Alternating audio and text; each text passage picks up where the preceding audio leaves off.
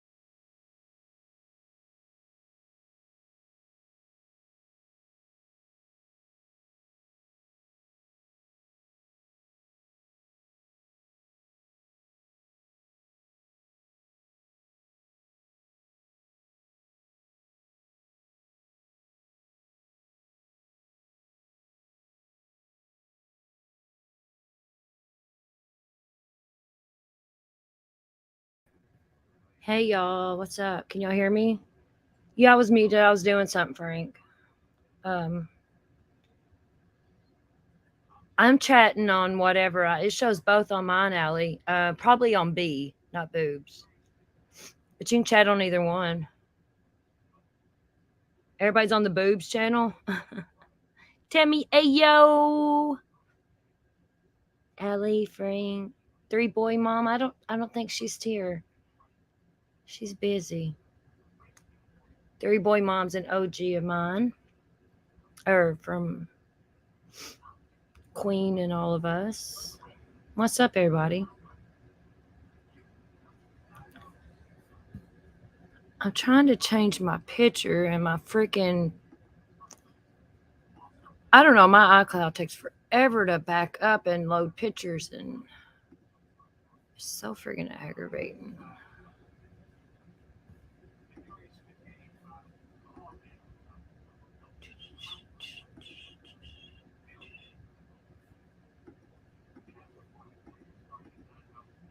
See if that makes it any better.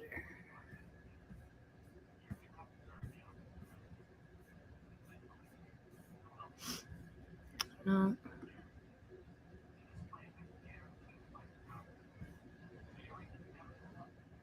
No, that's not it either. I can't get this shit to download. Drives me nuts.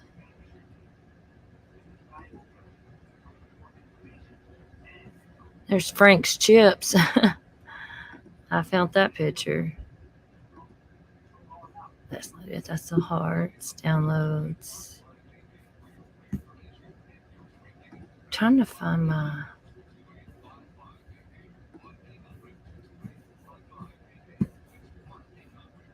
It'll just have to be done later.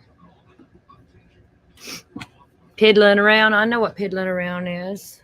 I piddle around. As part of squirreling alley, baby. Piddling is squirreling.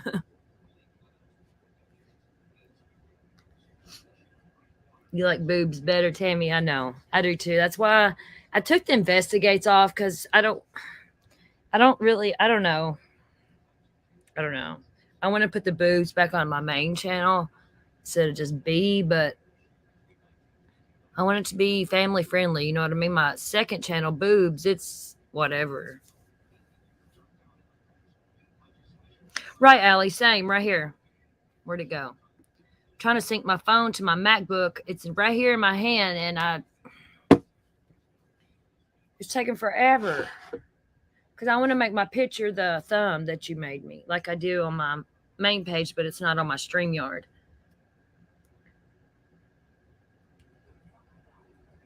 Allie's good at this stuff. Did y'all see my thumb picture? Did you see it, Frank?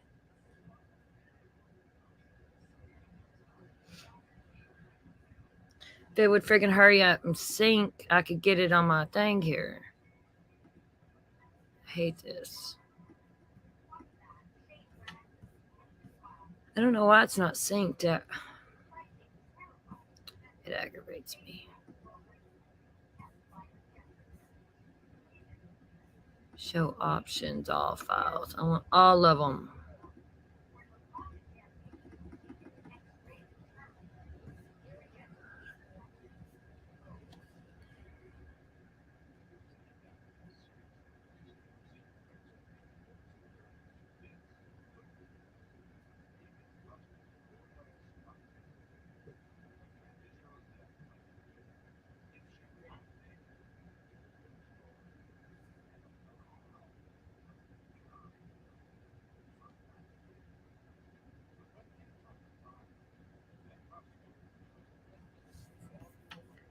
What y'all up to today? I don't even know what friggin' day it is.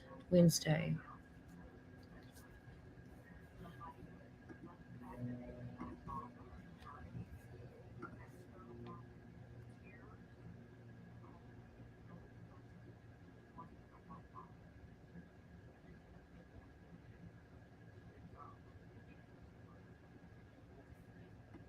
Well, thank you, Frank. I love you, bro. And I'm streaming on the other channel too, because I need to get watch hours up over there. If I get a few, it adds up. I am trying to get watch hours on that channel. God, it takes forever to get to 4,000 watch hours.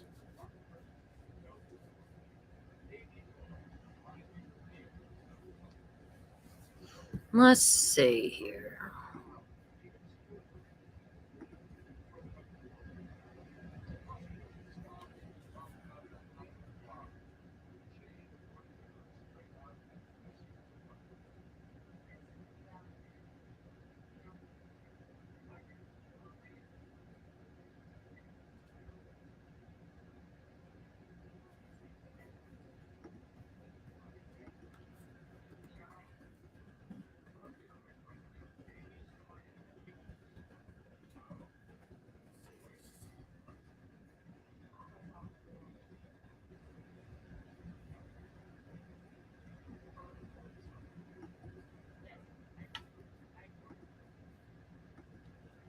I'm looking up something here real quick that somebody.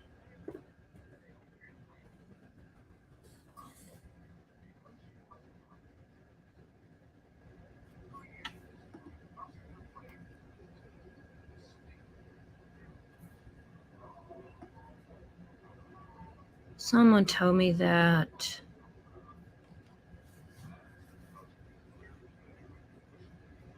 No, that don't show it.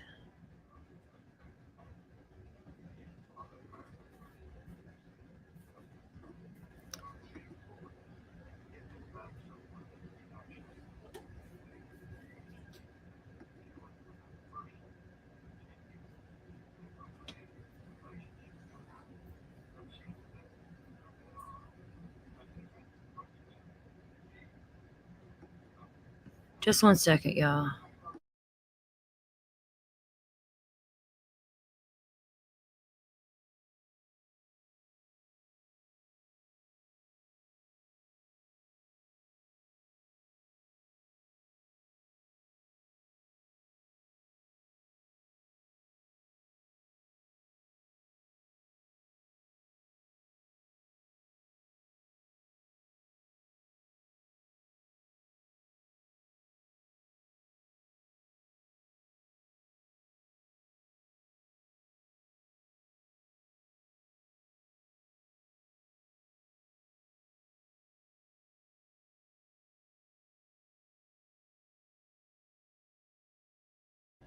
Okay, I'm back. Sorry.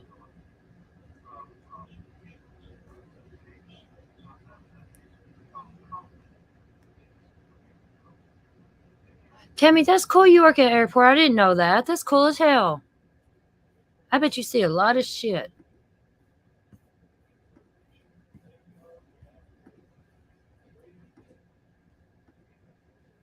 Excuse me.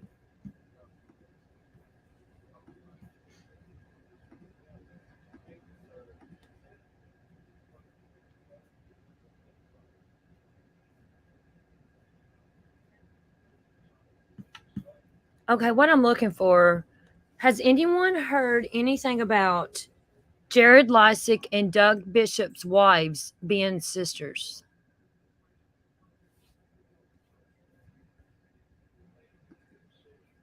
Twin sisters, I believe, maybe. Or just sisters. I don't remember which one it was.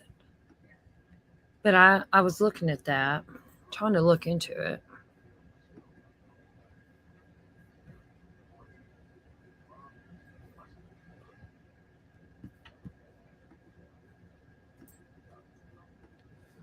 Come on, iCloud Sync. For the love of freaking pizza.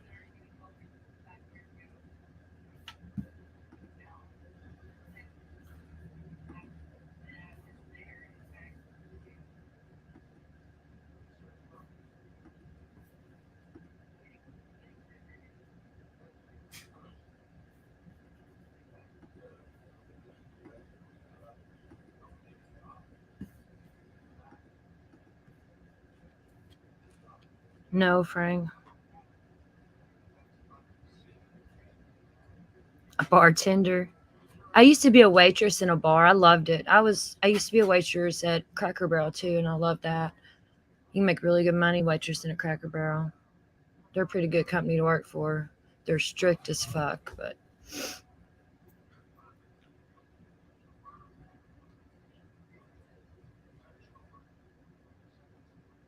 yeah, Frank, I heard that about the Jared and Doug. I don't know. I haven't really got to look into it, but I was starting to.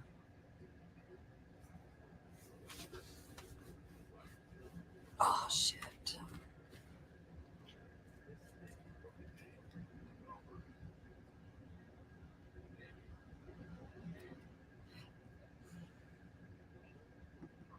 That's true, Frank.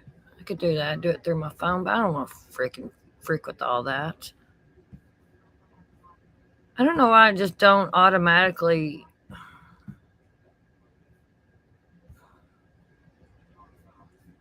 I love Apple, but there's just some things that I don't like.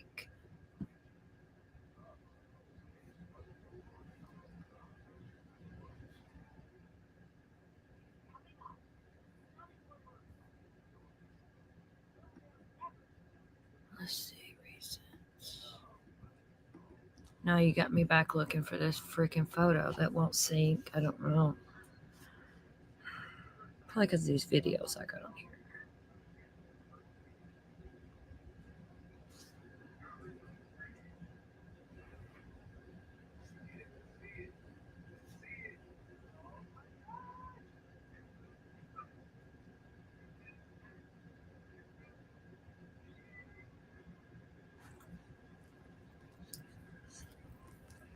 Hi, Minnie Beanie. My little baby girl's here in my lap. This mommy's little baby. Let me try Frank's way. Let's see here.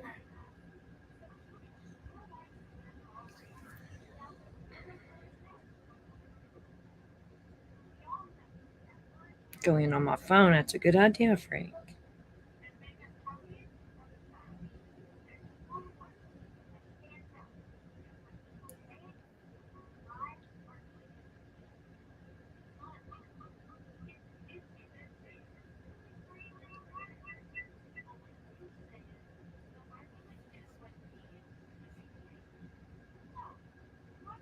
Hold on.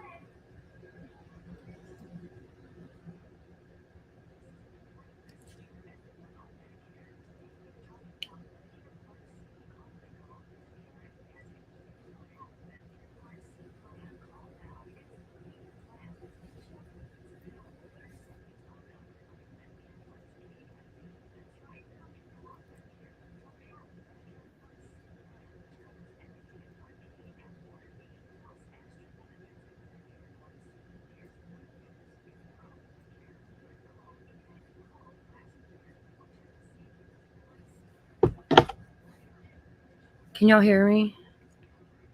I know you can hear me. Why didn't it change on this end?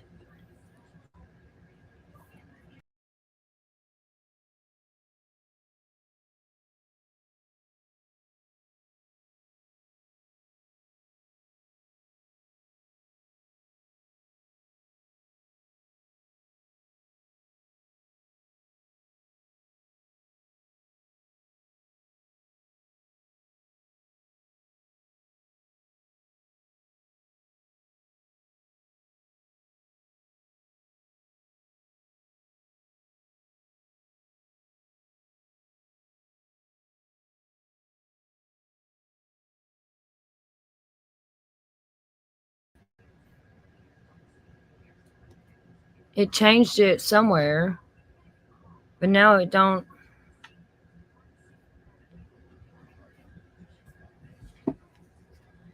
Oh well, I'll get it as soon as this shit syncs up.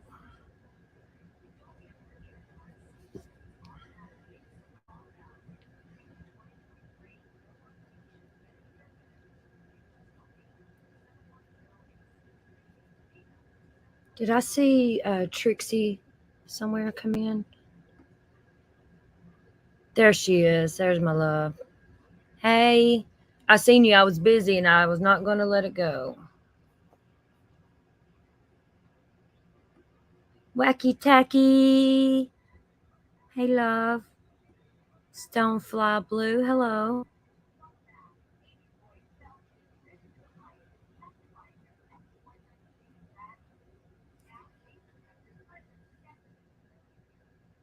Wonder why it changed it from my phone and StreamYard, but it didn't change it. I don't know.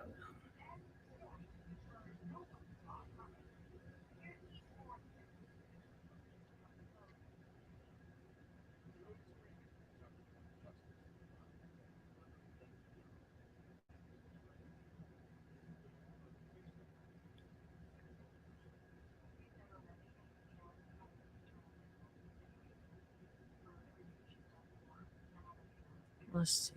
Oh, that's cool.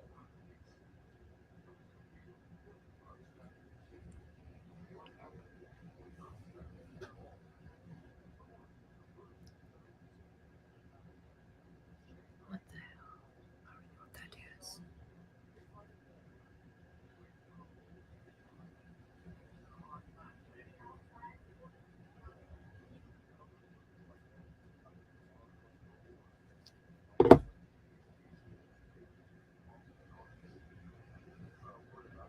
Yeah, see, I could do mine. I could change mine right now, but it's not downloading from my phone. That's my problem. It's this friggin' iCloud.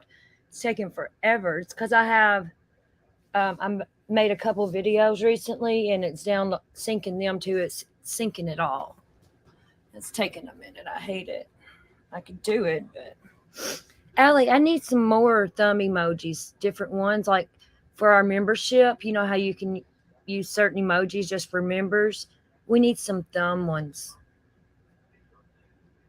I need some emojis. I bought the hearts. Like the membership should have a heart beside them. And they're going to change to like all black hearts, black and red beside the names. I don't want people having certain ones for certain levels. And you know what I mean? I want everybody to be the same.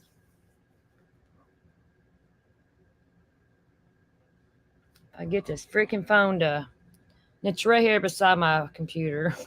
I'm like you, I don't get it. Let's see here. Let me.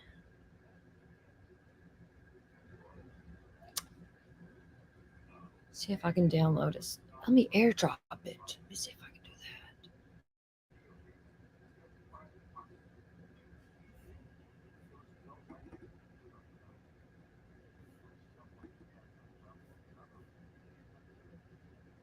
Okay, there. Okay, I might have it. Here we go. I forgot about airdrop.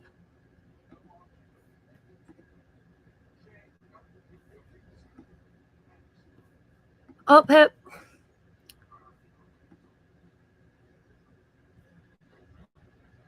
Are you freaking serious? Look, I done it. All I had to do is airdrop it. I forget that I have airdrop. All that freaking stress. And looky there. Look, me and my two wieners and my Oakleys. And that looks exactly like my hair. I swear, Allie nailed it with this one and me. Because I got blonde hair and I wear it up all the time. You're good at it, Allie. Look at my wieners on there with me. I love my thumb. Frank, you got to put your thumb back. Oh, no, damn it, Apple. I was looking, I went, well, I could download it to my um, drive and it's easier. And then there's come up airdrop. I'm like, you got to be kidding me. Airdrop. Bingo, instantly.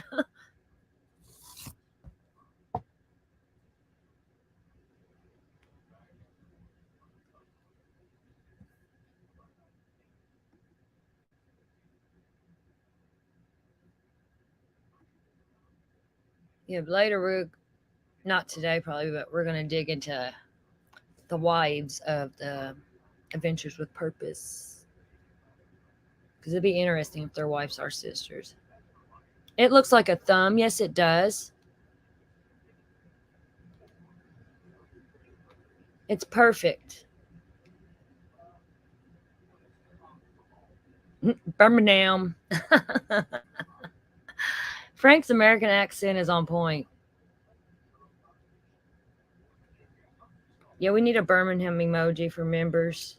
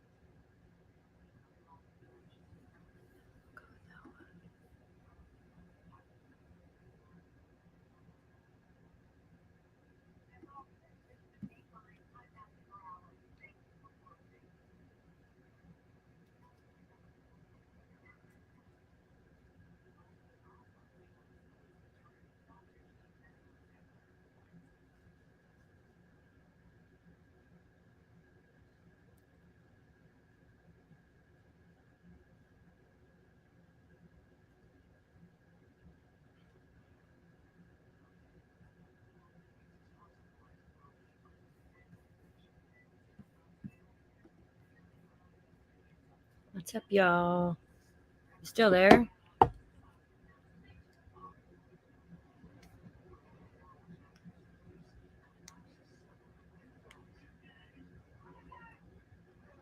Yep, it works, Frank. I just done it on my laptop. Gift my people some memberships here. We got Zena got one. Stonefly Blue got a membership. You're very welcome, Stonefly.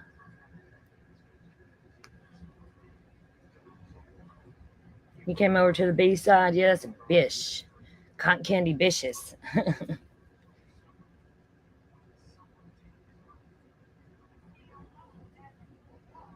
There's still what?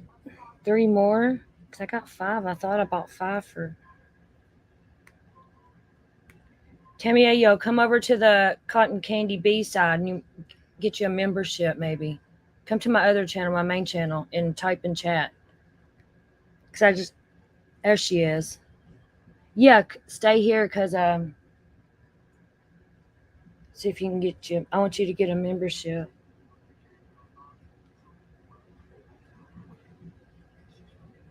There's still like 3 more. Look, now everybody. Hey, Vintage Pearl. Hello. Yeah, turn on the gifts. Hit the gift thing that where it says gifted 5 cotton candy bee memberships. Hit that and put allow gifts. Yes, Timmy. Hey, yo, there you go. You got one. Yes. Yay.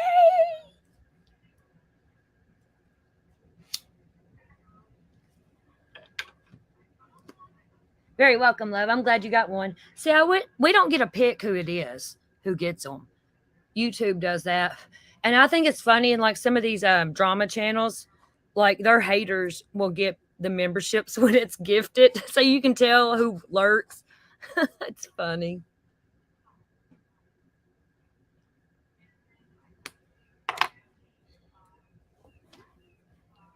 There's like 2 more. I don't know. Look, people losing their chance now today to give memberships. I'm going to start doing that every so often and for my peoples so we can all have fun. Because I would like to do like private game night or something, just us girls and Frank and Squid and where some of us can maybe go on camera, we don't have to feel, what I'm saying, for members and You keep getting them on duty, Ron. I turn mine on everywhere I go to get a membership. I watch Ron. I need to get one on him. I don't never see anybody gift memberships to him though when I'm in there. I don't know where Ella is. Text her, Allie. Tell her get her butt in here and get her a membership. I don't know. I haven't heard from her today. Or yesterday. Did we see her yesterday? Maybe for a minute.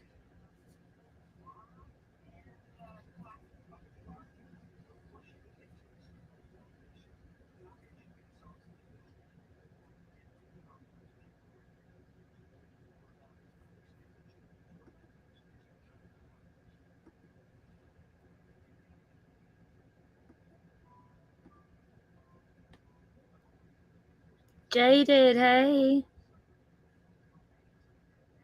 Jaded Empath. Are you the same Jaded that has the name just that has Jaded? Do you have two accounts or are y'all two different people?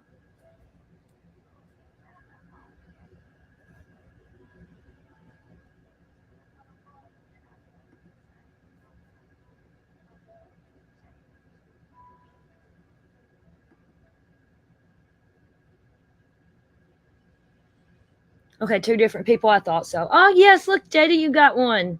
You got a membership. Yay. Yeah, I thought y'all were two different people. I just wanted to make sure.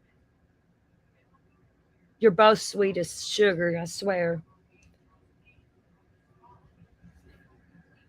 You're welcome. How many's left? One?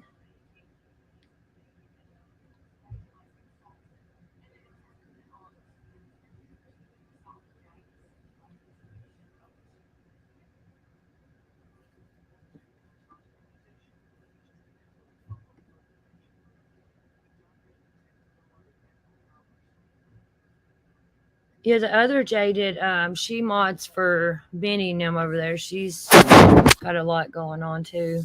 She has other places she goes. She hasn't been around. She must be busy though. She might be other places, but she's not been around like she usually is.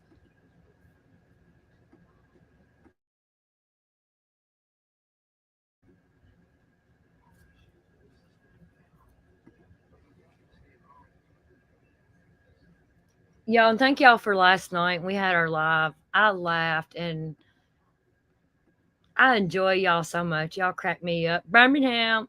It's like, oh Lord, it's good to laugh, genuinely laugh, and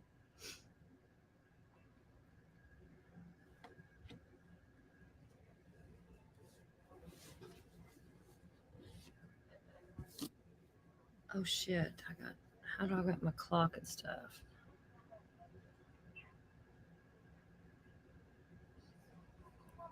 Yes, Allie, I loved it. I did.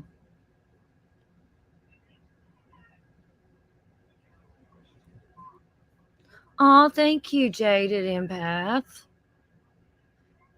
Yeah, she is. The Just Jaded, she's awesome too. Yeah, we have pretty good people here. Laughter is good for you, Stonefly. We just laughed and it's nice when you have like minded people that you can sit and talk to, even if it's on the internet, and you can just laugh and have a good time. And, we'll laugh at stuff that people is like, why are you laughing at that? And it's good to have the same sense of humor. And I like the small chat too, Tammy. I do. Because once you get in big chats, it's hard to really chat. And, even if you put on slow mode, it's hard. I like the little channels too. I do. I'd like to stay like this size, but grow content wise. I don't know. Like, I don't want a lot of people, but you know what I'm saying?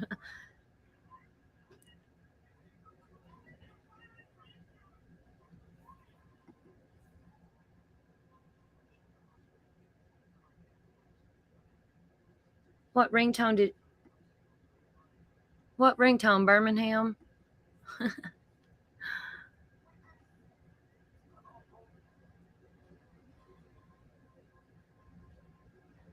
See, I'd like to have memberships on my other channel, my backup channel. because I want that to be like the girls' night channel, where we have private streams and stuff. Because I want to do more true crime and cases here and chit chat more on the other one. You do get lost. You do, like Cher's channel. I love Cher. Y'all know I do. Her channels grew, and it's hard sometimes. I can't keep up with chat. Like if I'm in there and I'm modding and chatting, I can't pay attention to what she's saying because so a lot of times I'll go in there and just not even chat and so I can listen to her, I'll mod some, but and y'all know what I hate? I hate whenever you go somewhere and like you're not in the mood to chat, you don't want to chat, you don't want people to really know you're there because once people know you're there, everybody says hi to you. And don't take offense to this, y'all. Some people just have moods you just want to watch and you'll help mod and stuff, but you don't feel like chatting. I'll go to like in shares and I'll be in there just lurking and modding, not chatting, not saying a word. And I'll like delete somebody's comment and somebody will say, "Oh, hey, Cotton." Then here goes the whole chat. I mean, I love y'all, but sometimes if you see me lurking and modding, don't call me out. Oh, hey, Lycan. I don't know. You might get one. I think there's one membership left. I can't remember if they've all been given out or not. I can't look back on my side on StreamYard.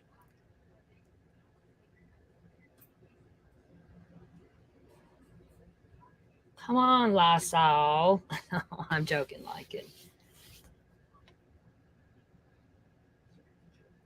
Lycan, how did you come up with the name Lycan?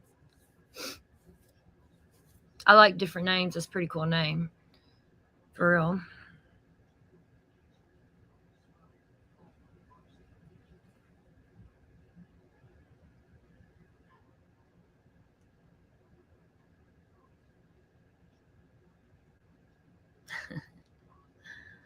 Lord, the names Lycan gets called.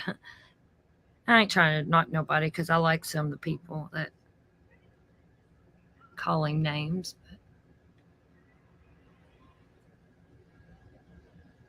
A lot were lone wolves. Oh, that's cool. That's cool. I'm kind of a lone wolf. Did you get one, Lycan? Yay, he did. Oh, hell. That's cool. He got one. I just looked over on my phone. Congratulations. Hey, Lycan, does my picture look like a thumb with sunglasses on and two wieners beside it? Look, I got my wieners. They look like balls, and my thumb is a eggplant. I love it.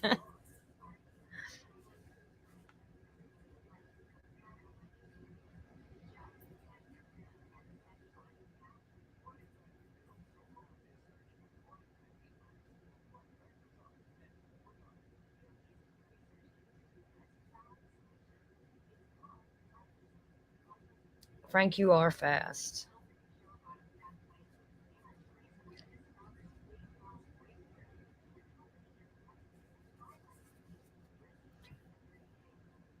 Da, da, da.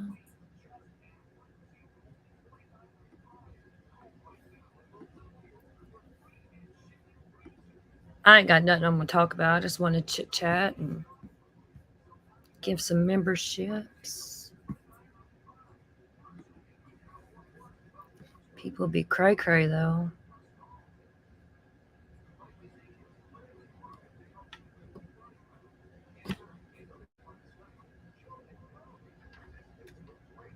I've really been going over these tiny apartments in New York that people live in. I've been watching a lot of that.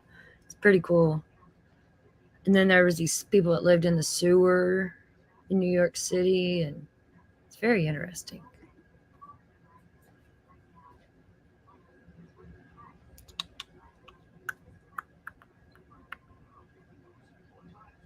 Everybody's all on the Idaho 4. I mean, I'm covering that case, but I'm not going to keep posting repeat shit. There's really, I don't know, you can find some little ding and dangs there to post, but You know it's a cash cow case whenever Natasha Cooper's covering it. And yeah, I'm so cash cow because that's what people do. And I'm not trying to be a cash cow. I don't know why y'all have so much to talk about on the same old shit. No, I don't live in a sewer. I seen like when I was watching Wacky Tacky and was watching the New York ones, like the Vegas ones kept popping up for recommendations for me to watch. I'm going to get into it too. Maybe we can do a live on it. I might do a live on it because it is very interesting. Let's see what I can find. Did I save? I don't think I saved any.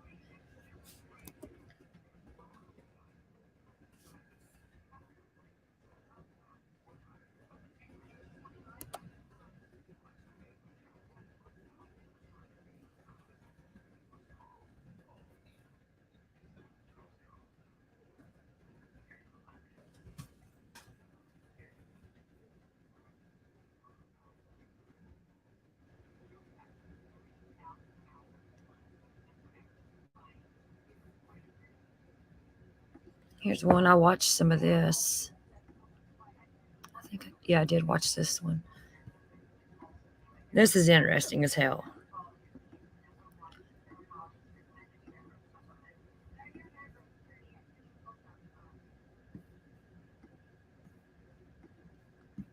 This one here lives in a sewer, like actually underground in the sewer. And it's pretty cool. It's not cool to be homeless and have to live in a sewer, but. You live in the tunnel? I live in the tunnel. Years ago, I explored the Freedom Tunnel, an Amtrak train tunnel that runs under the West Side Highway in New York City. I came here looking for mole people, a name given to the homeless who live in the tunnels beneath the city. On my very first visit to the Freedom Tunnel, I met Carlos. How you doing? My name is Carlos. I'm a Christian. Carlos immigrated from Cuba when he was 21. I'm more American than Cuba, man. I'm 27 years here. You've been here 27? I'm 48. How did you get here? In the boat. Kiwi, 1980. Yeah. Carlos was friendly, but skeptical of me and my camera. I want to say the truth. You say right. I don't trust you because you don't know me. You don't trust me too either because we cannot trust me. Gradually, I gained his trust, and he opened up quite a bit about his life in the tunnel. How long you been here? More than 2 years. You like living down here? Yeah, because I got everything that I need, you know. I got my place, everything's okay, the heat, everything, electricity. Nobody bothers you? No.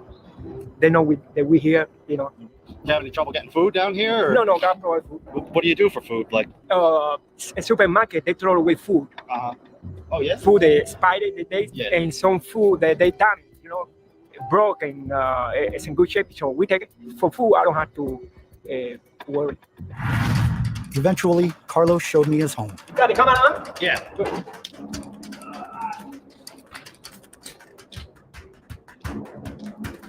Down there? Yeah. Oh, wow. How do you get down there? Got the step. A lot of them. Oh, yeah. I was astonished to find out Carlos's home was a sewer. What? He had an impressive setup, complete with computers, refrigerators, and a microwave. I was blown away by what I saw and eager to learn more about Carlos's living situation. Where are you getting that electricity from? Oh, from there, all the way in the back. Oh, yeah? Yeah. He had run a line down the tunnel and tapped into a power source. Nobody really knows you guys are down here, do they? The police know we 2 years here. How did you find out about this spot in the tunnel here? My friend, he found this place more than 5 years ago. Carlos's friend, Brian, lived in the sewer next to his. You going out? 5? Oh, see you later.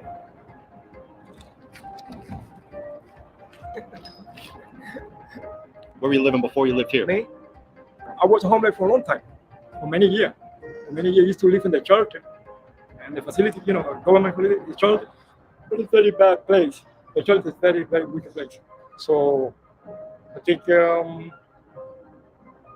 8, 9 years, I don't know exactly, I get out from the church. What makes the shelter so wicked? Wicked, drug, fighting, wicked. Now, what originally led to you to be homeless? not easy for me to maintain my job, to hold a job, You could see Carlos's sadness as he talked about how he used to live. In contrast, he was proud of his new home. Anybody want to come over here, got to take the shoe out.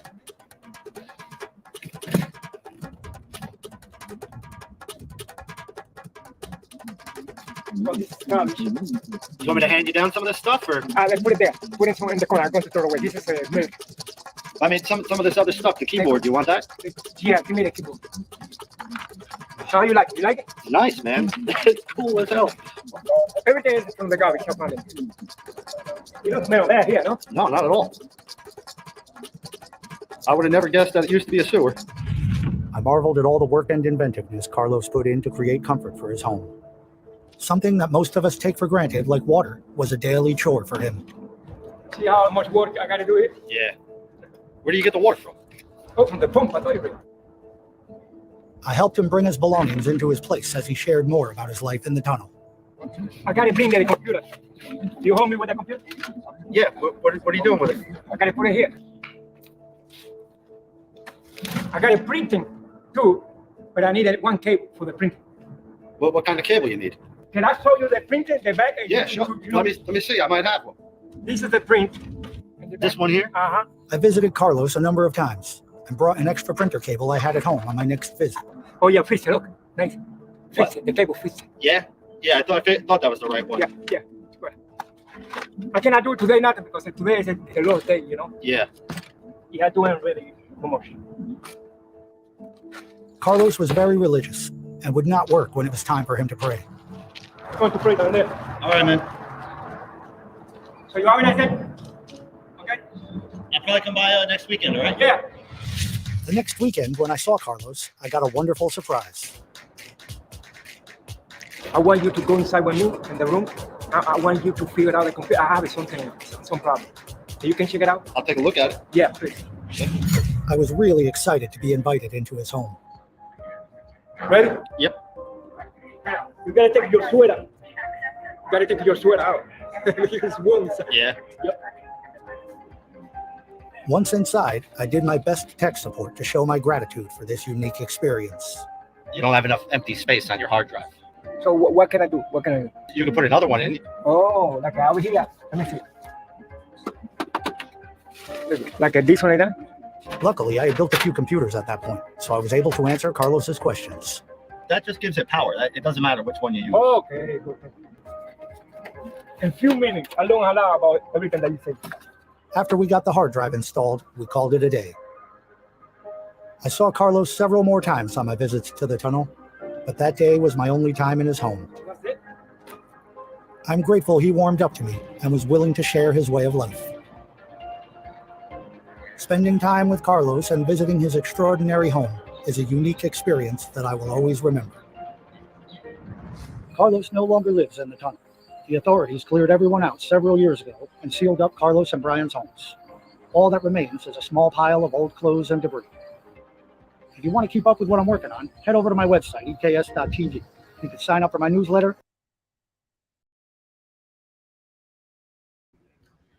It's wild, isn't it? The things we take for granted. And then you got these people so humble.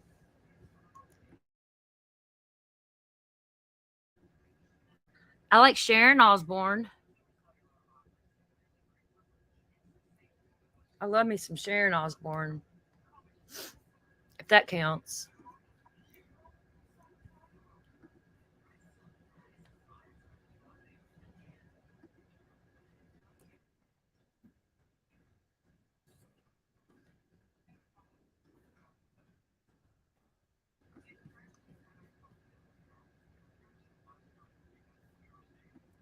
Wacky Tacky, I know this girl. She is a train hopper. Trash can, and yeah, it's pretty wild. No one asked you either, Frank. Don't mess with me, boy.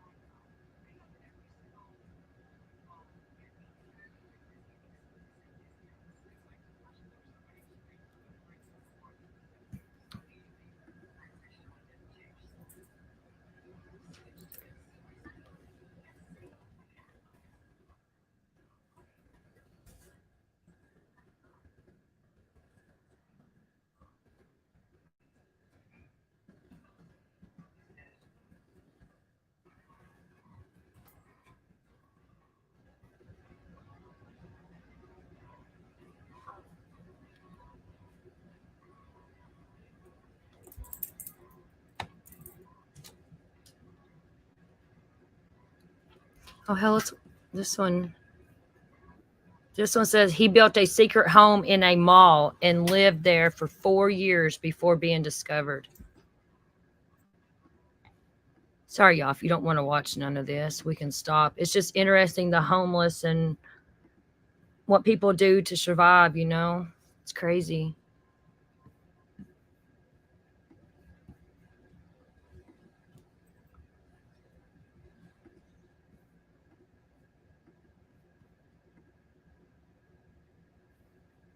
Back in 2007, a young man called Michael Townsend was showing a woman around his apartment when all of a sudden, 3 burly men turned up at his front door. Without any explanation, they rushed forward and detained him. But these weren't regular cops. They were mall cops. That's right, police of the Paul Blart variety. What were they doing outside Michael's home, and why were they detaining him? Well, if you want to find out, go grab some popcorn and get comfy, because I promise you're not going to believe this story.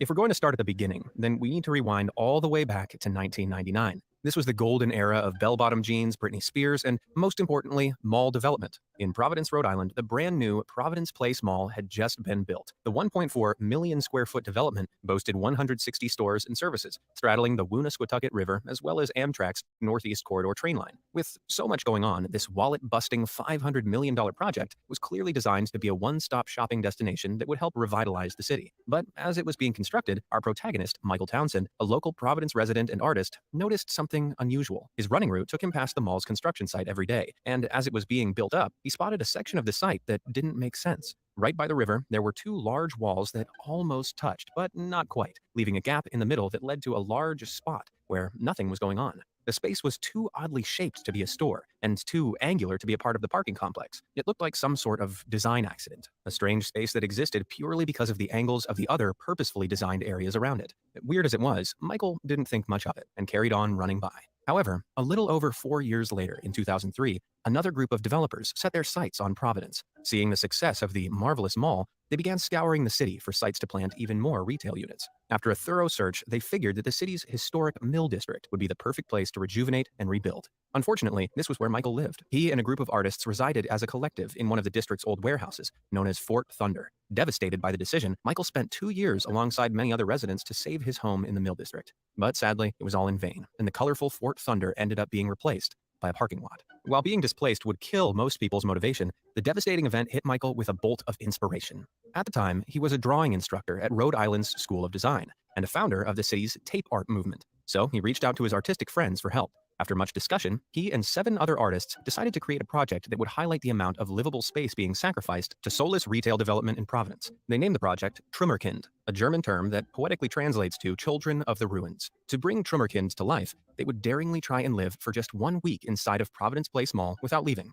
To do this, they needed a space inside that was safe from the eyes of the mall's security team. So it couldn't be a part of a store, nor could it be a section of the parking lot. It was at this point, in a streak of creative justice, that Michael suddenly remembered the weird void he'd spotted all those years ago. He went to investigate whether or not it was still there, and sure enough, the developers had never bothered to seal it up. Even though it was difficult to make out, a long, dark crevice meant the space was still accessible from the ground level. The concealed space was crammed full of things that the construction company had left behind 6 years before, like broken wood and bags of zip ties. Clearly, no one had been here since, and being behind such a slight gap meant it was safe from any meddling mall security. Even though the room was undeniably narrow, it was big. How big? At least 750 square feet big. That's around the average size of a 1-bedroom apartment in New York City. This meant that Michael and his group was sitting on some prime, yet completely free real estate right in the middle of the mall. Now, I think we can all agree everything is better when it's free. Free food, free parking, and obviously, free YouTube content. That's one of the reasons why you're watching this video, am I right? Well, if you love free content as much as I enjoy making it, be sure to hit those like and subscribe buttons down below. Now let's get back to Providence. The hidden space was more perfect than Michael could have dreamed. And upon seeing how much potential it had, the plans suddenly changed. They began wondering what a developer would do if they were in their shoes. And so they decided to turn the unused space into their own private condo. Instead of living in the mall for a week, now they'd try to live in the mall indefinitely. But the room just wouldn't do in its abandoned state. So Michael and co got to work clearing it up. They hauled out all the debris by filling their backpacks and buckets with all the dirt and grime they could carry, dumping it outside without anyone noticing. But when they came back in, they brought gallons of water, tinned food, power cords, lights, blankets, silverware, everything they needed to slowly start turning the space into a home. They set about building a wall out of cinder blocks to hide the naughty nook from anyone else who might be lurking around in the cavernous complex. Then, with a stroke of ingenuity, they installed a plain white utility door to conceal the entrance, making the entire setup look like any other innocuous storage space from the outside. By plugging a series of extension cables into the mall's internal power system, they soon had electricity to power all their everyday gadgets. Clamp lights lit the space up, and an old TV hooked up to a PlayStation provided all the entertainment they needed. The only thing they were missing was running water. But thanks to the mall's late-night movie theater, even nighttime trips to the mall's toilet didn't look that suspicious. Well, unless they had the guts to waltz over there in their pajamas. They decorated the place with items they bought from the mall, but they also brought some of their own furnishings as well, like that couch and that absolutely huge china cabinet. But it wasn't an easy task. To access the room, every piece of furniture had to ascend this incredibly steep metal ladder. Michael even filmed one of their attempts to show just how much work getting a single cabinet up the steps really took. So imagine the amount of elbow grease these young artists had to use to get that gigantic china cabinet up there. I'm getting out of breath just thinking about it. But this begs another question. How did they manage to sneak all this stuff in without anyone noticing? Well, it turns out that by blending in with the crowds of people visiting the mall, they could conceal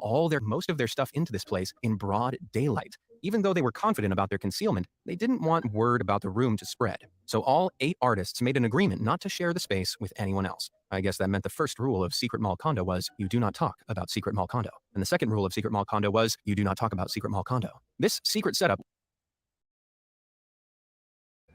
Okay, I'm over that. I didn't think it was going to be played out like that. What the hell?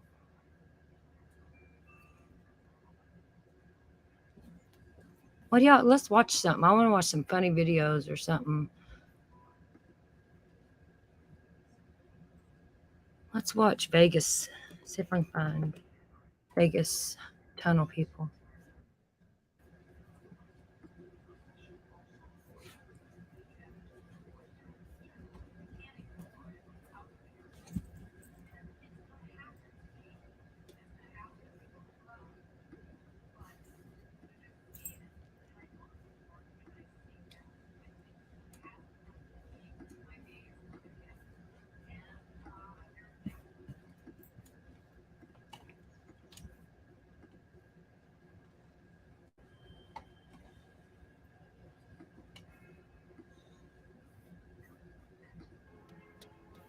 Hello, friends. Las Vegas is a famous city in the US. Bright, glamorous, very expensive. It has become a symbol of fun and beautiful life. People from all over the world go there to spend money at the casinos and take selfies against the backdrop of the fake Eiffel Tower. But just 10 meters under the buzzing Las Vegas, a completely different life exists. Hundreds of homeless people and drug addicts live there in the storm tunnels. Hundreds of people survive in dangerous city tunnels, which constantly get flooded. They share their shelter with rats and feed on casino waste. On July 3, 1975, severe thunderstorms rocked Las Vegas. Within a few hours, almost a year's worth of rain fell, leading to severe flooding. Rushing water and erosion brought down telephone poles, sewage treatment plants were flooded, and foul-smelling water leaked through manholes. Fortunately, there were no human casualties. It was after this flood that the city of Las Vegas was forced to build modern flood tunnels under its streets in order to reduce the consequences of future natural disasters. By the 1990s, tens of kilometers of storm sewers had been built under Las Vegas, some sections of which were wide concrete tunnels. The entrances to these tunnels are in plain sight, and many consider them to be ordinary flyovers. It is these tunnels that hide what the residents and visitors of Las Vegas never want to face. The network of tunnels has been providing shelter for many people for decades. Although the tunnels were never intended to be homeless shelters, there is more than enough space there to accommodate the many people who treat it as such. They are called mole people. Basically, these are mostly drug addicts, people with mental disorders, criminals, crippled veterans, and hard workers who can't earn enough money to pay rent. However, there are also those who have deliberately chosen this lifestyle. Las Vegas's policy on homeless people has always been complicated. Since this is a tourist city, the authorities have always tried to fight the presence of the homeless people on the streets. This was one of the reasons why these people chose to hide out in the concrete storm tunnels. Until a certain time, they were simply left alone there to live their lives as they pleased, and thus, the underground community developed. Based on various sources, the Las Vegas storm sewers stretch for over 400 kilometers. Wide areas with a height of slightly more than the height of an average person, located near the surface exists, have become a safe haven for the homeless. Living in the tunnels isn't easy, especially since many of the basic things we take for granted aren't available there. For example, plumbing. When one of the residents was asked what she missed the most from her previous life, she laughed and said it was a toilet and a shower. Although some residents try to keep themselves clean and bring water in canisters to wash up, the lack of toilets and sewage keep the hygiene in the tunnels at a very low level. Plumbing is not the only thing that people living in the tunnels are missing. The tunnels are very dark, as the only source of light are the gratings, which were designed to allow water to pass through them during a rainstorm. During the summer months, the tunnels are unbearably hot. Dampness, rats, and insects, as well as a wild lifestyle, make such places a breeding ground for viruses and sexually transmitted diseases. But there are also relatively comfortable places in the network of tunnels. Some people have managed to fully furnish their tunnel space with tables, mattresses, and other furniture. The coziest parts usually belong to couples. This is the most famous photo from the tunnels of Las Vegas. It depicts Stephen and Catherine. They're actually rich by local standards. On an area of about 40 square meters, they have their own pallet bed, shelves with their belongings, and even books.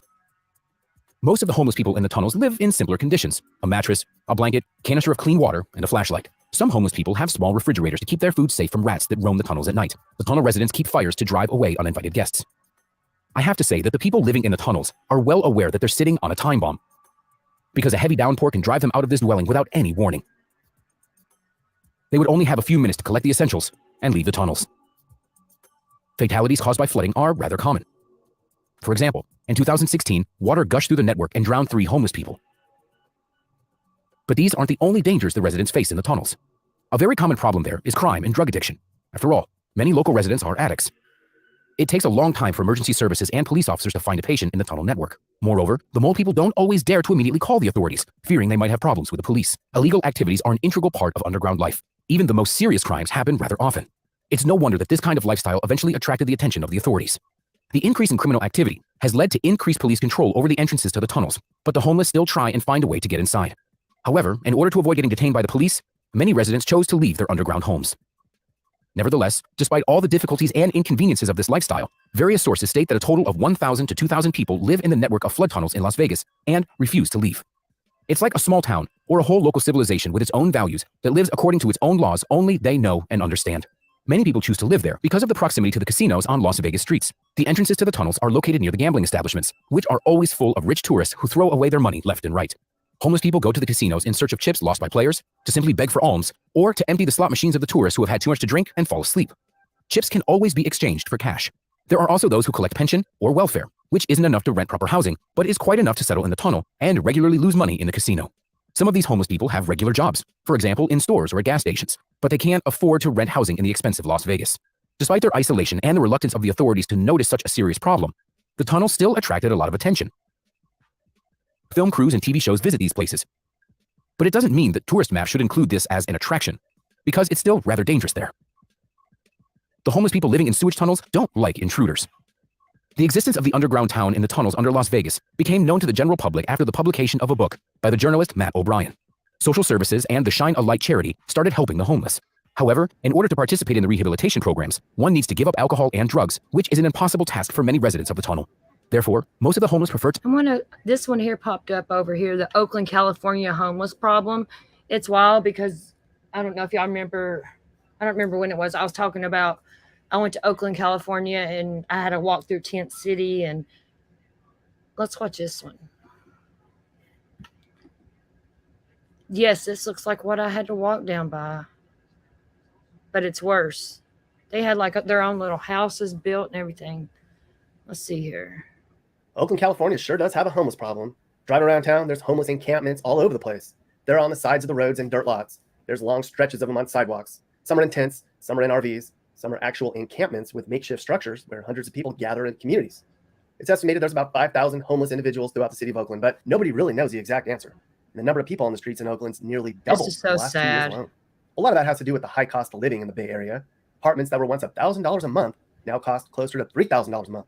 A lot of the homeless are addicts, but there's no real one reason homelessness is so high in Oakland. If you ask 10 homeless people why they live on the streets, you're going to get 10 different answers. Look at this one in West Oakland. This one is sort of sanctioned by the city, meaning they don't run them off. Sometimes it's easier to keep them in one place so they can monitor them and provide support. But this problem's impacting the community in a big way. Local businesses complain about losing customers. I mean, would you want to park near here to shop? Residents complain about homeless people stealing from them. Neighbors complain about loud noise and trash. Some say helping the homeless is backfiring. And the Oakland police are already stretched thin because of low numbers. There's many reasons for that. Vaccine mandates, early retirements, and being defunded. Now, I spent 2 days driving around Oakland looking at how rundown this once proud city's become. And along the way, I recorded all the homeless camps I saw. But there was one particular homeless camp that I stumbled onto, which put into perspective the state of homelessness here in Oakland and actually changed my perspective on the homeless problem in general. As I was driving around on the west side of town, I came across a huge makeshift camp made up of RVs and improvised shelters, something that looked like what you would see in a third world country. It was under a freeway It's overpass wild across to the street from a see public in park person. in an I've abandoned seen area some of of former it, not warehouses this that one people had used to dump exactly, their but crap for years. Oakland, I've seen As I some of learned, it. the RVs parked here were It's actually the working crazy, and poor, it's people real. who had decent jobs but still couldn't afford a Scary. place I had to to live in walk Oakland. through it. Some were even doctors who were new to the city and had to save up enough money to afford a down payment on their first apartments. But many of the people outside of the homeless RV park were people who had been here for a long time. Some were trying to save money to change their Yeah, this was situation. a trashy Despite the way it city. looks from the street, this camp is well organized. There's even leaders here who enforce rules, and there's even camp security. It's a camp with community and pride and progress. And as I learned, a lot of the people in this camp are actually trying to make this temporary homeless camp their permanent home. Their goal is to get Caltrans to donate the land to a nonprofit they had set up so they could raise money to build a permanent village of tiny homes where they would then live. So they were squatting here until they could get agencies to help them with their goals. As they would explain to me, they'd be getting a job in a house at the same time, since their jobs would be building their new homes. And then after their village was built, their jobs would be managing their village. They're serious about it. This man goes by Ohio. He founded this makeshift camp 15 years ago. We started actions. So every day, it's all foster kids, if I'm not mistaken. Ones that have turned 18 though, and we're for that. We're happy that they have a place to stay, but nobody that lives on this site, and this is not just from here, it's from Wood Street, from this area all the way around to Target and stuff. It's about, I think, roughly 200 people. Not in the front, but there's a lot of them in the back still. That none of the houses are going to go towards, none of the apartments will go towards them. We've got apartments across the street being built. No one here can afford those, and you know, most of them are, more than half of them are empty right now, and they're building more of them. But right across the street, you have a bunch of people that are homeless and would love to be in a place, a warm place, but they're not being offered to them anyway. So, like, there's a misnomer that the homeless population is basically people that made very bad decisions, like addicts and stuff. Do you think it's an affordable housing thing more than anything? So anybody watching this and stuff, you tell me about how COVID affected you. Hopefully you're still at home and maybe you're not and stuff, but there's a lot of people that, and everybody knows this, it's not, it's a fact, that basically didn't work for 2 years almost. And then half of them didn't go back to work because now the business they worked for was out of business because they had no business because they weren't open the majority of the time. So anybody out there, there's so many people out here that lost their jobs or couldn't afford their rent because their job told them you can only work, from home or half the hours you used to work, and I have a mortgage. Our country is horrible. No, it's not because of it's a COVID thing more than anything. You think? It's an accumulation of a lot of things. Some of the people out here, yes, they made bad choices and stuff. Some of the people out here lost their jobs during the COVID time. Yeah, not everybody homeless is a drug addict.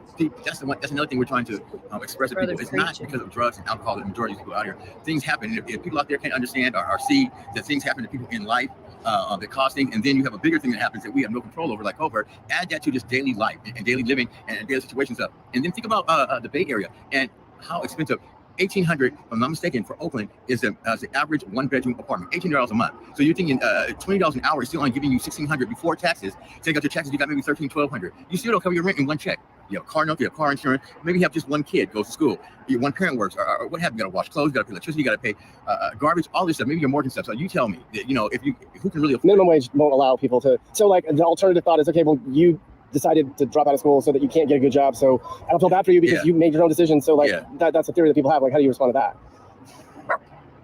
It's hard. It's hard to explain stuff. I tell people, why don't you come down here and talk to some of us and find out what the stories are. What's your story? Because you came from a good background, right? Like you came from a really good background. You didn't grow up on the streets and shit. Not at all. Middle class. People make bad decisions. I'm talking for myself because I made bad decisions and stuff and got caught up in a lot of partying and didn't want to take responsibility. And by the time it was realized, I kind of, the jobs give you chances and stuff. And luckily enough, I'm a person that, my job gave me numerous chances and stuff.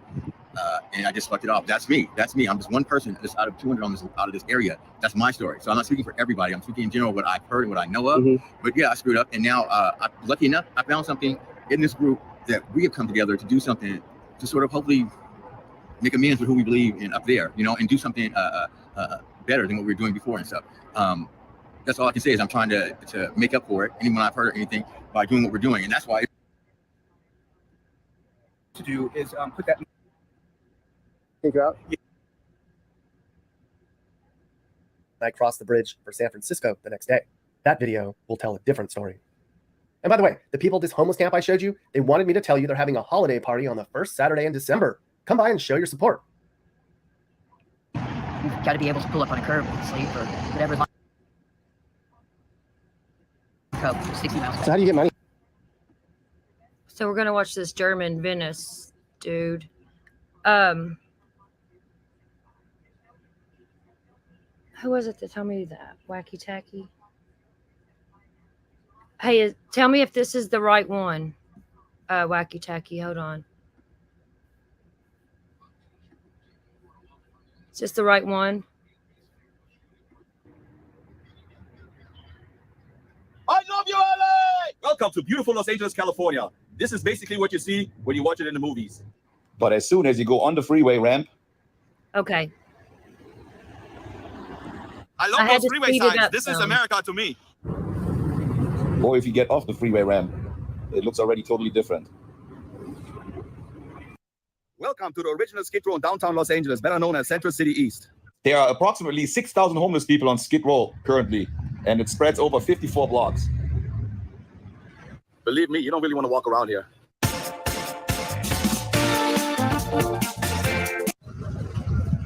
They do have shelters down here, which provide food for everybody here. They really try to help those people. If you look towards your left, there's like a little area, it's called like the Mission, where people can get free food and they can hang out right there and they get some help. And then when you go around the corner here, see this building on the left, you see where the gates are, like the rolling up gates. This is where Michael Jackson was dancing in Beat It. That's where they filmed that music video, remember? And then a little bit towards the right, that's the original Hard Rock Cafe. That's where Jim Morrison and the whole Doors took like a picture photo shoot right here. See this building? And back then it was already Skid Row. And then when you look towards your right, you see this original building they used for the movie Ghostbusters. Only the interior shots though. Skid Row has the largest concentration of homeless people in the entire United States. Hollywood is only a few miles from downtown. The glitz and the glamour. They filmed hundreds and hundreds of movies down here in Los Angeles downtown. But you really never get to see what's going on in the side street here. Every time they do a movie, everything is being cleaned up. So you're basically not going to get to see all this. This is the real downtown you see right there, the US Bank building. Down the street here, they have the toy district and the fashion district. I've been here many, many times. And as soon as I pass through, I see what's going on here. But 2 miles further down, I already forget what I saw. And this is, most of the people in Los Angeles don't even get to see all this here. And if they do, right away, you forget about it. You don't want to see all this. But this is how it is right here in Los Angeles. People just laying on the street like this man right here. From the distance, when you see Los Angeles city line, it looks like paradise. But there's a huge gap between the rich and the poor. And just a few miles away from here, Beverly Hills, life is totally different. And as we know, Los Angeles is one of the most progressive cities in the world. Free food, giveaways.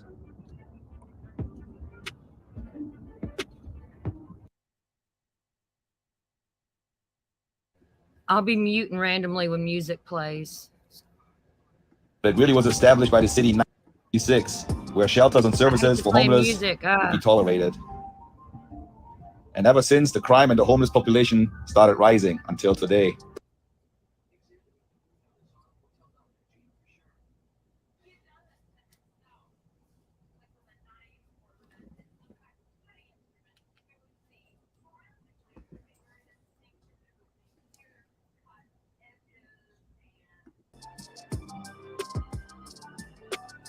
He's just standing in the middle of the street.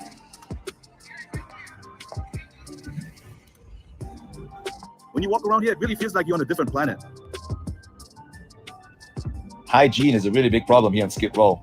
They don't have to only worry about COVID, they also have to worry about tuberculosis outbreaks, hepatitis, or typhus. Some of those places are rats infested. And look at the people. They just sit down on the street right here. Some of them just put a mattress down and sleep in the middle of the way.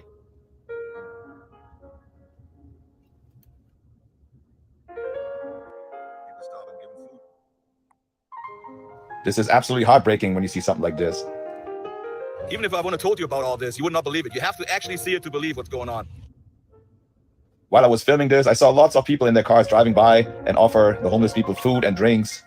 So there are people, they care about the homeless in Los Angeles, but it's, how can you actually stop all this? Where do you start? How do you start changing everything? And you're probably asking yourself, German in Venice, why are you filming all this sad stuff? I mean, I just document all this and hopefully something good can come out of this. Maybe somebody sees it and gets inspired. Maybe somebody helps a homeless person because of this video. I really don't know.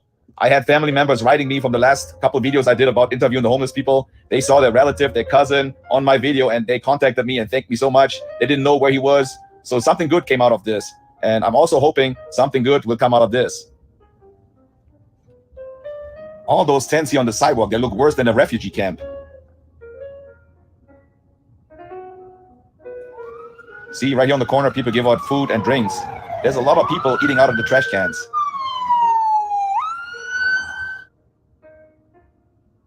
The big business close to Skid Row protect their property with barbed wire. Who knows what happened here, if somebody got hurt or not. A burned RV right on the sidewalk. They used to say when you see shoes hanging over the electrical wire, that's the place where they sell drugs. But I don't think that's true anymore. You can buy drugs anywhere down the street here. And look at all the tents on the sidewalk. How are you supposed to walk on the sidewalk here? There's no way.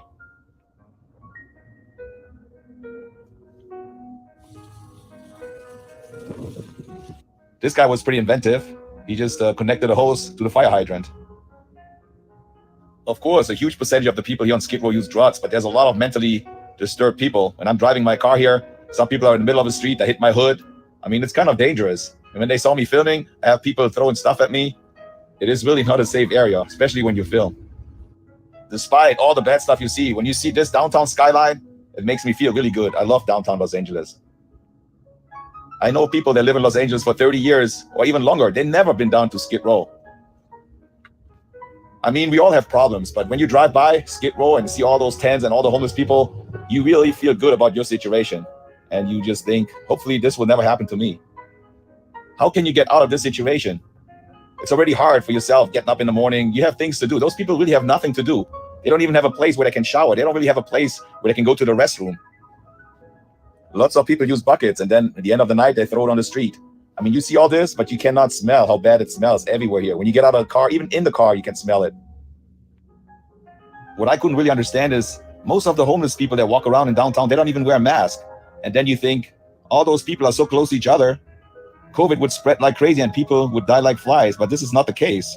I don't really know. I don't have any information if there's a lot of homeless people in hospitals or not. But I'm just wondering, like I said, barely any of the homeless people wearing masks. You see this green structure here on the side? They call them green machines. Those are toilets. They have 9 of them in downtown Los Angeles.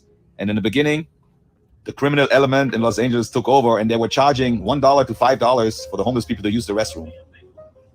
But now I saw they put a whole bunch of porta potties on the side. You can see them right here in the back.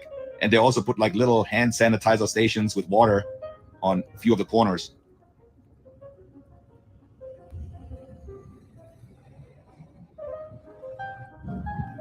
They used to power wash all the sidewalks, but ever since COVID, they're not doing it regularly like they used to. So it's getting worse and worse.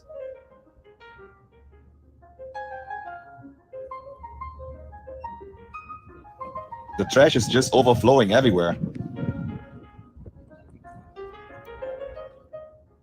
It's not even safe to park your car here. Sometimes metal rods or something else is sticking out and you're scratching your car. Even when you try to go to the meter, people come out and just ask you for money. I mean, last night it got really cold already. You see it, but those people really have to live here. This is their house. This is where they live. Believe me, I'm not the first one doing a video about Skid Row. There's hundreds of videos on YouTube. Well, in the beginning, the problem was really easy to ignore, but now more and more people moving here to downtown Los Angeles, and it got so big that you can't look away anymore. All his possessions are cramped up in a shopping cart. They gave out a lot of vouchers to the homeless to stay in hotels because of the COVID situation. There's a lot of empty hotels, but there's still too many homeless people on the street here. How do you help the mentally ill people? This girl is just sitting down in the middle of the street and tying her shoe. People just laying on the sidewalk, sleeping, hanging out. A couple of years ago, they had a big thing on the news that hospitals dropped their patients right here on Skid Row. They were still wearing that hospital gown. They just dropped them off because they didn't know where else to put them. I see social workers down here trying to help the homeless, but it's not going to be easy to fix this problem. It's going to take years.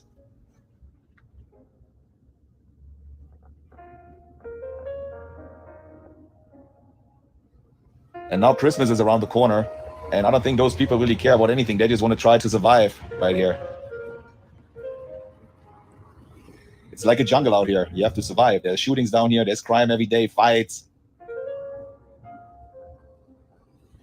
Sometimes people just laying on the concrete. You don't know if they're dead or not. I mean, probably sleeping, but nobody really cares. I think we haven't had any rain since 6 or 7 months. Just imagine it starts raining hard, really hard. You know, how's the ground in your tent going to be dry? It's going to be another big, big problem for those people.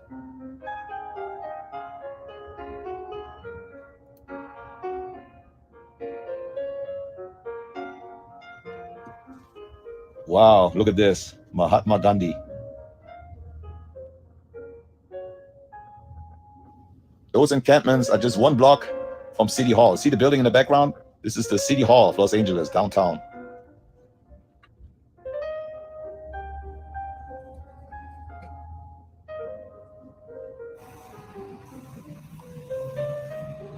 Looks like the news is doing a story here.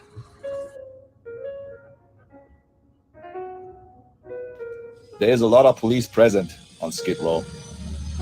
I had to record this. I told you before, I love fire hydrants. I really like this area here. I've been here many times doing a photo shoot. This is the 7th Street Bridge, and people live underneath the bridge here too.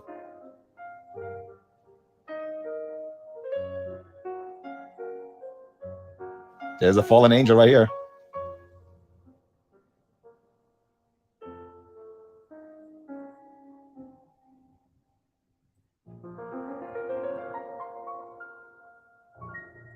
This is the worst poverty in a first world country. Here you can take some really good pictures of downtown. It looks nice with the sunset in the background.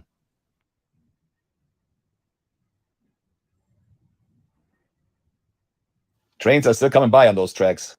Well, Los Angeles is called the City of Angels. Maybe they're not angels anymore. Maybe they're like fallen angels now. Anyway, I do not recommend you guys to go down to Skid Row. There's nothing really to see, and especially if you film, you can get a lot of trouble. So leave that to German inventors, okay? Anyway, just want to let you know, thank you very much for watching. And if you like the video, give me a thumbs up, push the notification bell, and subscribe to my channel. Of course, subscribe.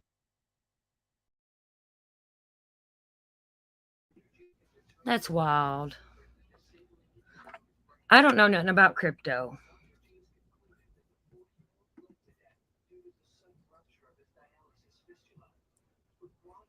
I don't know nothing about that or any of that.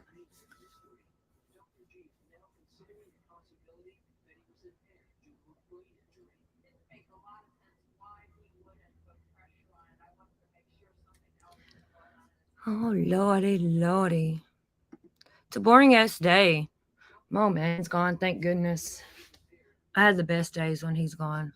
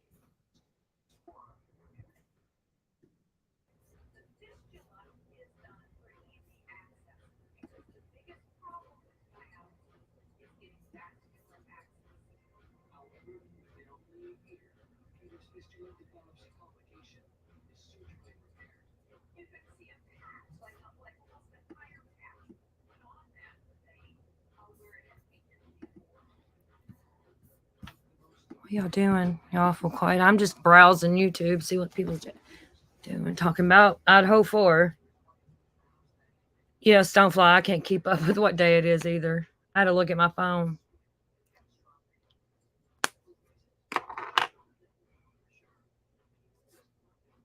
It don't feel like Wednesday. It feels like the weekend for some reason. I don't know, like a Sunday. I don't know. Don't feel like a Wednesday.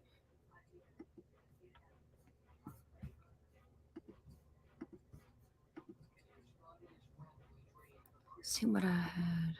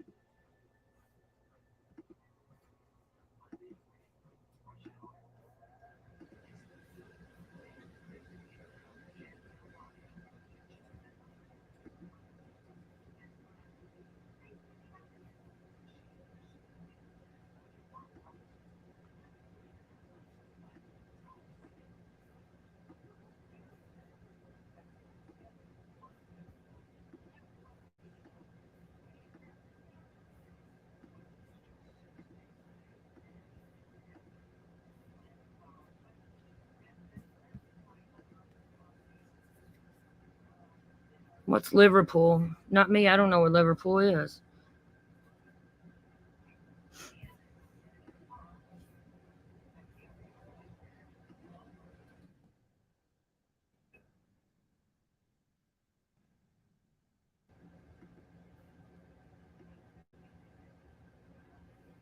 I'm here. I'm really cleaning out my playlist right now, deleting some. Because I make them for my lives and then I don't ever clean them up.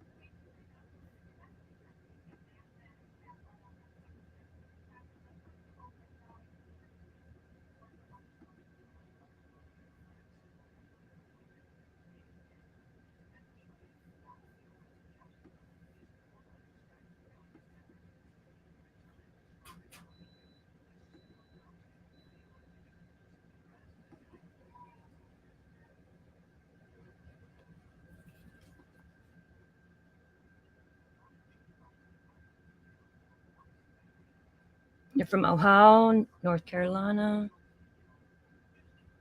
Black Country. I'm from Florida. I live in Florida.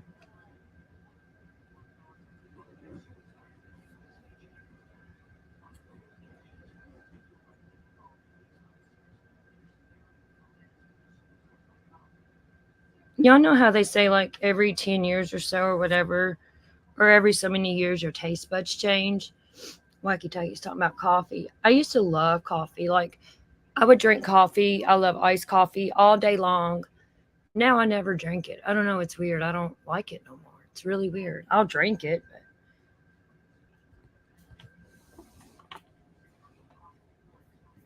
Okay, I'm going to play a little music here just a second. I'm going to go take a potty break.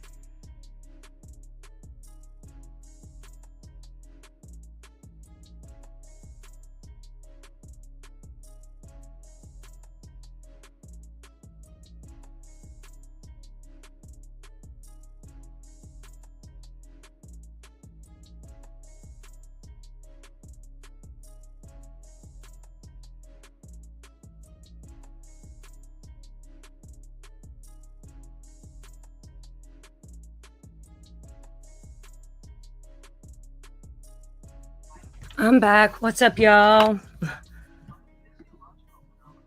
see here.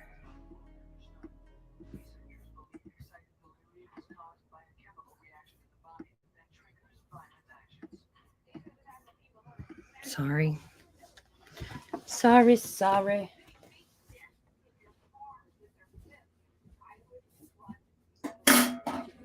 Drink, pop.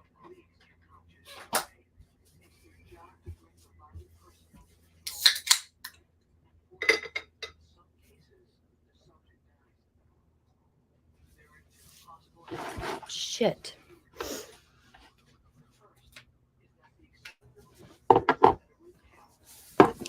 Allie, your Cincy shipped. I don't know if you've seen that, if you're still here.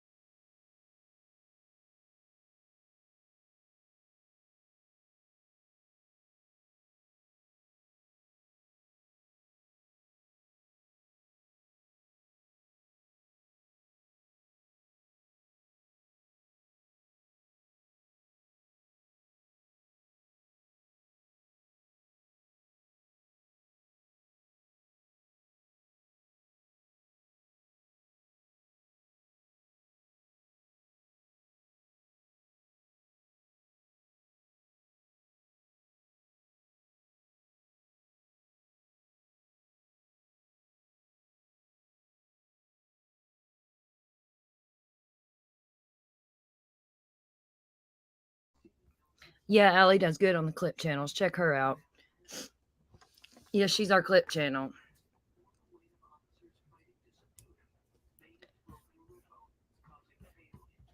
Whether you want it or not, Allie, we got you.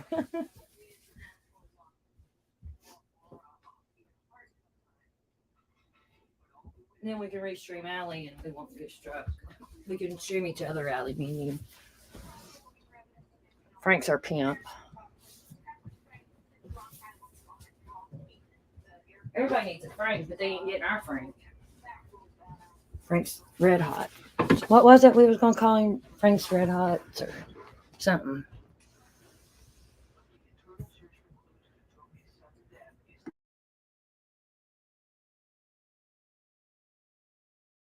I actually have a Alabama shirt on today. Birmingham. When he said that, man, he sounded so American. I'm like, who the fuck is that? It was hilarious. I laughed. I genuinely laughed, and it was amazing last night, you all.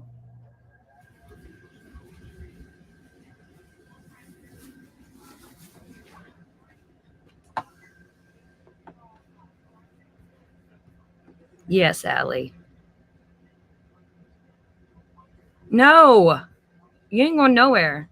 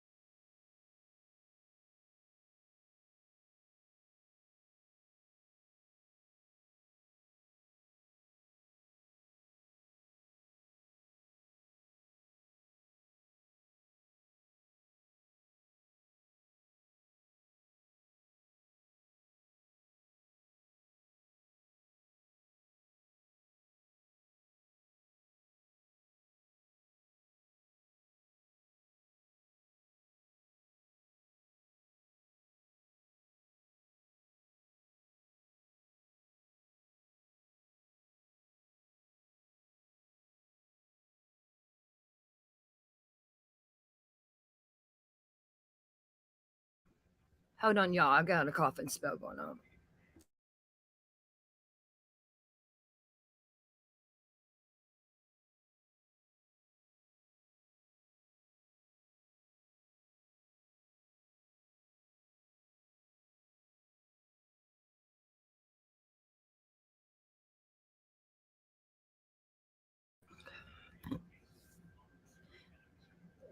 Pimping us out. Frank's red hot promos. Top G, who doesn't give a F. Frank's our G. G dog. Frank, you need to add G. I'll be Frank G. Like cotton candy B. One of y'all need to be Tootsie Roll and Sweet and Low. Cotton candy, sweet and low. Let me see your Tootsie Roll.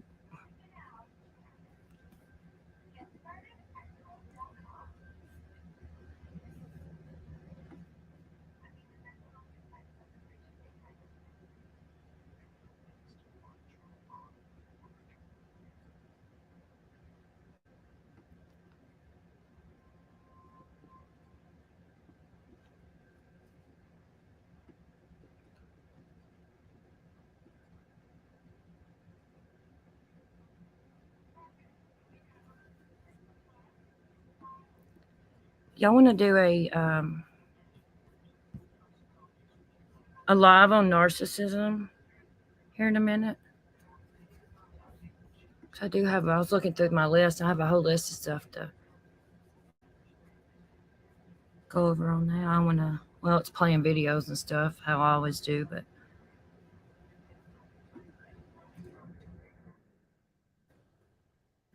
No, I just want we have some content. You got Tootsie Roll, so Frank, you're Sweet and Low. Well,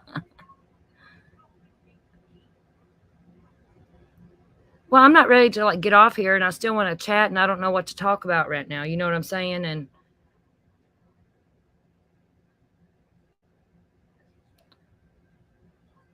with doing my narcissism live, doing a little bit on that, we can talk, and I can play what I want to play. So let's do that. Let's end this. Let me go ahead and make a new one so it can be counting down. And we'll go right over to, because I want to do that. Because I'm here alone. My mind's a little focused.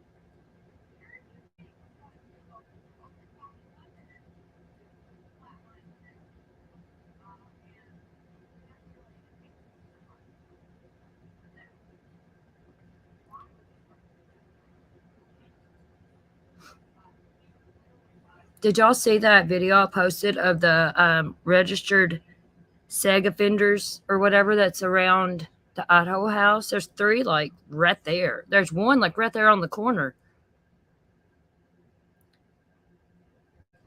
I'm not saying they have anything to do with this, but it's just, I thought if you were a registered offender, you wasn't allowed to live within so many feet of a school or something. I don't know. That was weird to me. Let's see here. Hold on.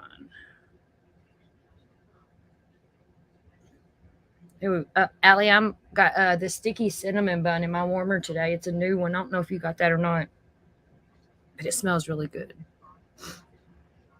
You got some good smells, Allie.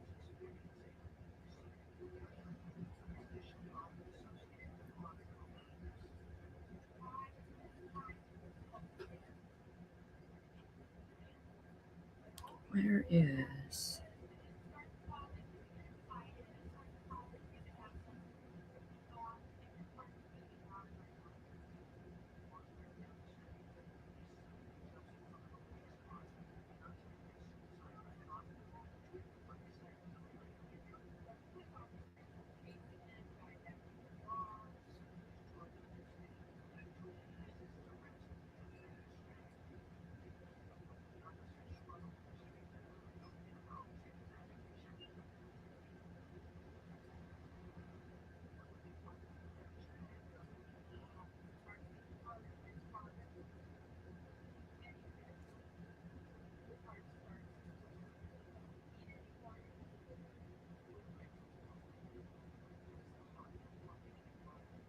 You don't know nothing about narcissists, Allie? I am very thankful that you don't. And because the only way you know anything about a narcissist really is if you have experienced it firsthand, pretty much.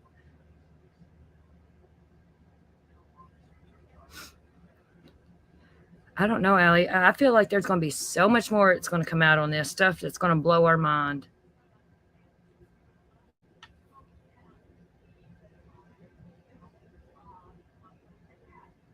All right, so we're going to end this one, and I will see you all in a few minutes. If I got the live already set up, Frank, somebody, if you want to drop the link to that so we can set your reminders. You don't have to, but it's just going to be streamed on my main channel here. The B one, the BS.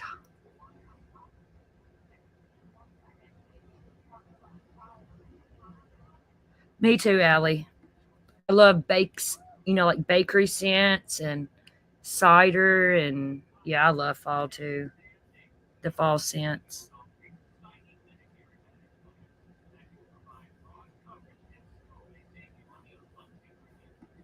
Could be. I mean, there was one right there, like whenever you turn to go up that hill by their house, like to that little back parking lot, there's one right there on the corner of that road when you turn to go up that hill.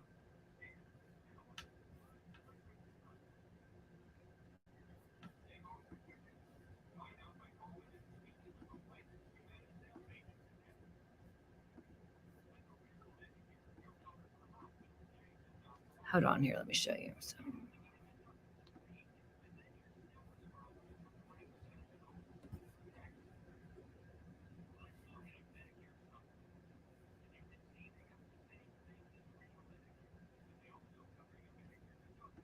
Hold on.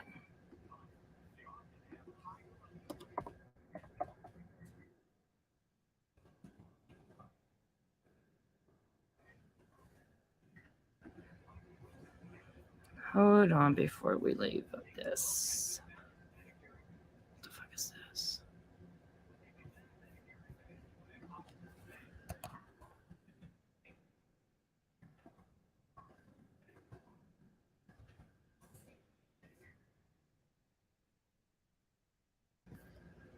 Oh, there's some fucking glasses, Allie. I swear.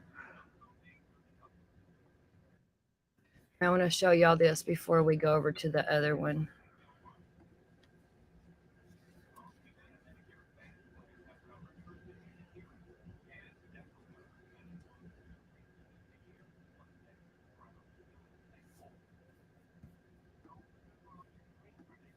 This is a Sega Fender lookup. Okay, right here, you see right here is the Moscow house. See, look how close these are. Them red dots. See, right there's their house. There's one right there on the corner because right here's the road that comes up where the hill is.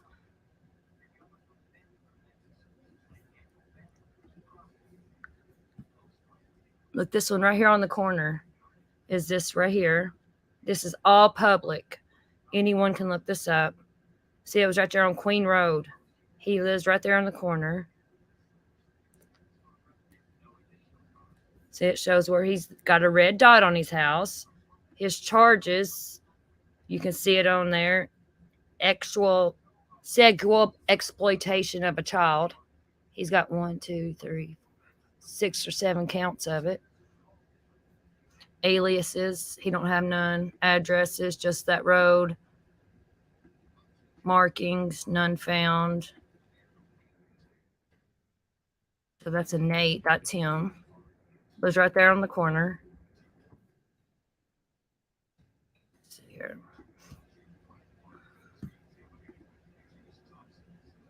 Okay, there was another one. It's not near this. Look. Okay, you go over here. Because see, like, you see all this brown color? Do y'all see all that brown?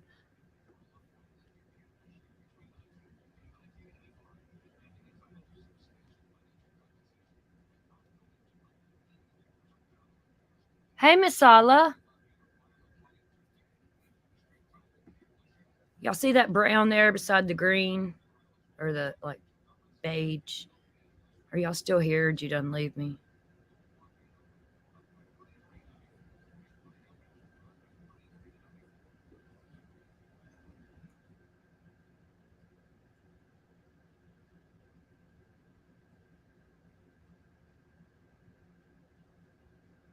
Yes, on screen. Hey, Masala. Good to see you. I ain't seen you in a while. Are y'all here? All right. Well, that brown is the university. That's the campus. But look, you see the yellow at the right above it? There's a red and a yellow one beside each other. Let's see if you can see my mouse circle it there. Right here. But look, that's kind of close. Is it different for universities than it is like little kid schools? But look, you click on that yellow dot. Here's the guy. His name is Jordan Clint Vernon.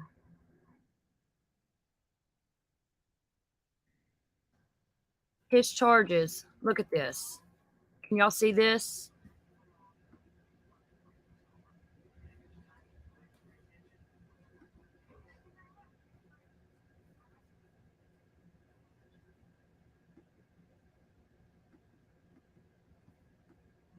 Even though it's 2010 still.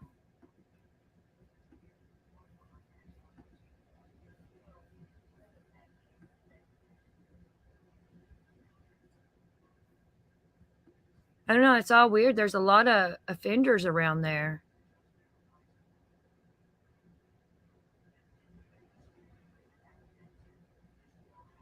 Jordan Clint Vernon.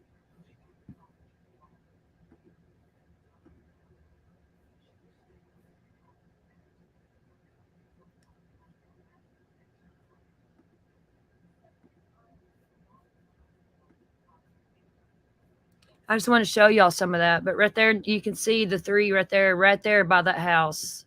It's crazy. This one here, just up the road a little bit, is Stephen Hoffman.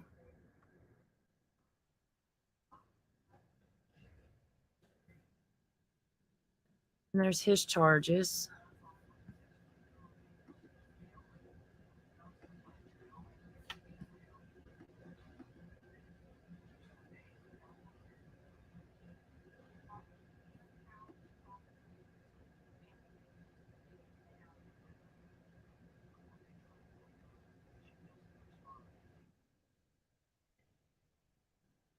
Look at the last one.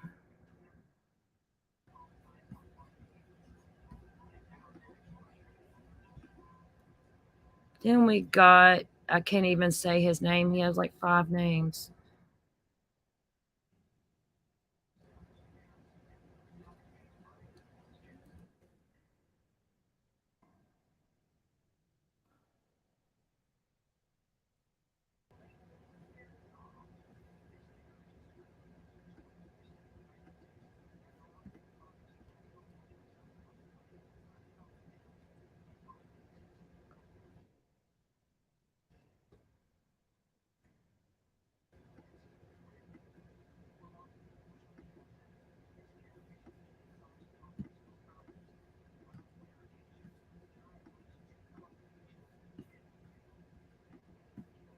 But yeah, that's just, I don't know.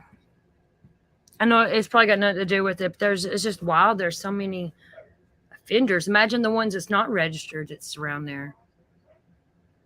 All right, I will see you all in a few minutes over on the new live about narcissism and stuff. So see you all over there in a few minutes. I love you all. Have a good day and see you soon. Bye.